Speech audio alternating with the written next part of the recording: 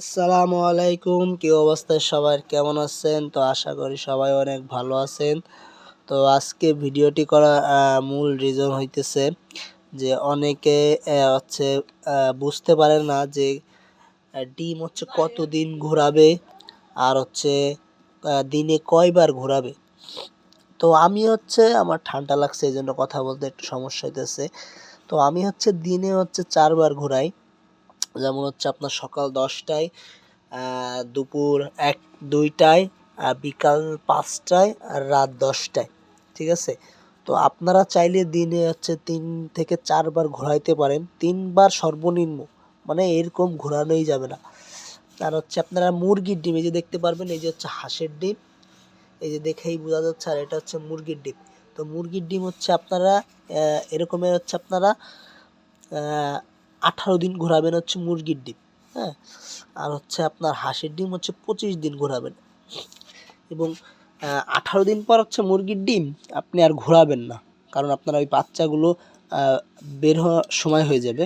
সেক্ষেত্রে যদি আপনি ডিমগুলা ঘোরান 18 দিন পর, তাহলে হচ্ছে আপনার বাচ্চাগুলো মারা যাবে। হ্যাঁ, আপনার এইখান থেকে হচ্ছে সতর্ক থাকবেন। আর হাঁসের ডিম হচ্ছে 25 দিন ঘোরাবেন, এরপর আর ঘোরাবেন না। তাহলে ঘোরালে দেখা যাচ্ছে আপনার এই বাচ্চাগুলো আবার মারা যেতে পারে। ঠিক আছে? সেক্ষেত্রে আপনারা খুবই সতর্ক থাকবেন। আর আপনার তাপমাত্রা রাখবেন হচ্ছে আপনি 55 থেকে হচ্ছে আপনার 60 পর্যন্ত রাখবেন হচ্ছে আপনি। 65 রাখলেও হবে। 55 থেকে হচ্ছে আপনি 65 পর্যন্ত রাখবেন হচ্ছে 18 দিন পর্যন্ত। হ্যাঁ,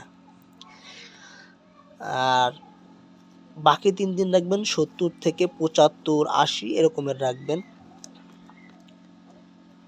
হ্যাঁ, বুঝতে পারছেন?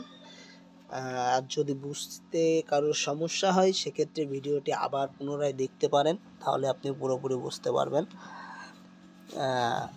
আপনি আর্দ্রতা রাখবেন হচ্ছে 55 থেকে আপনি 65 রাখবেন হচ্ছে 18 দিন পর্যন্ত। হ্যাঁ, মুরগির ক্ষেত্রে। আর হাঁসের ক্ষেত্রে হচ্ছে 25 দিন, মানে যতদিন আপনি ডিম ঘোরাবেন ততদিন হচ্ছে আপনার আর্দ্রতাটা এরকমের রাখতে হবে।